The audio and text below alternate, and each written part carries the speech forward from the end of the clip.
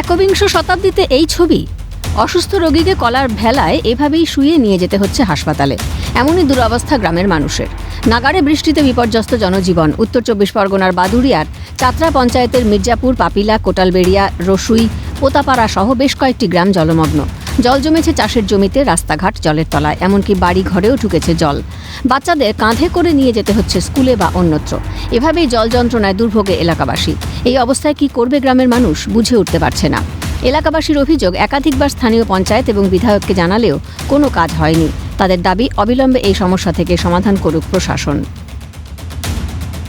এই মানুষটা জ্বর, সর্দি, কাশি এবং আজকে খুব শ্বাসকষ্ট হচ্ছে বলে আমরা এনাকে কলকাতা বা কোনো হসপিটালে নিয়ে যাওয়ার জন্য, গ্রামে এতটাই পানি যে আমরা এখানে কোনো গাড়ি ঢুকতে পারছি না বলে আমরা কলার ভেলায় করে এখন মেন রাস্তার উপরে যেখানে পানি নেই সেখানে নিয়ে যাওয়ার জন্য এইভাবে আমরা বেরিয়েছি। এইভাবে কেউ অসুস্থ হলে ভেলা ছাড়া আমাদের কোনো উপায় নেই। আমরা এই পরিস্থিতি যাতে প্রতি বছর না আর হয়, তার একটা যদি সুষ্ঠু পরিকল্পনা যদি এখানে হয়, আমরা আমাদের এই কষ্ট থেকে আমরা যদি রেহাই পাই সেটাই আমরা চাই। প্রত্যেকবার এরকম আমরা এত জলের ভিতরে বসবাস করি। একটা বাচ্চা স্কুলে নিয়ে যায় কাঁধে করে, একটা রুগী নিয়ে যেতে কলার ভেলায় ছাড়া আমাদের কোনো রকম কোনো লাইন নেই। খুবই অসুবিধার ভিতরে আমরা। মাননীয় মুখ্যমন্ত্রীর কাছে আমাদের আবেদন, উনি যেন বিষয়টা ইমিডিয়েটলি দেখে। আমাদের বাচ্চাদের খুবই অসুবিধা, আমাদের অসুবিধা। গ্রাম একদম পুরো জলের তলায় আমাদের।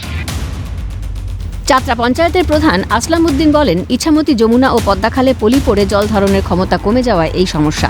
ইছামতি নদী সংস্কারের কাজ শুরু হয়েছে, এরপরই পদ্মা এবং যমুনার সংস্কার হবে। এগুলো সংস্কার হয়ে গেলে সমস্যা থেকে রেহাই মিলবে এলাকাবাসীর।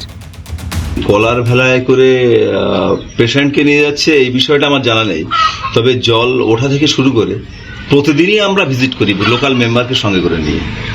অ্যাকচুয়ালি জল জমার ব্যাপারটা তো মানে প্রশাসনের সর্বস্তরেই জানে যে এই জল জমছে বলে ইছামতি পলি পড়ার কারণে এবং এই পদ্মা যমুনা দুটো জায়গাতে পলি পড়ার কারণে এই জলগুলো জমছে, এবং এই পলিকে সরানোর জন্য অলরেডি সেগুলো কিন্তু প্রসেসে আছে।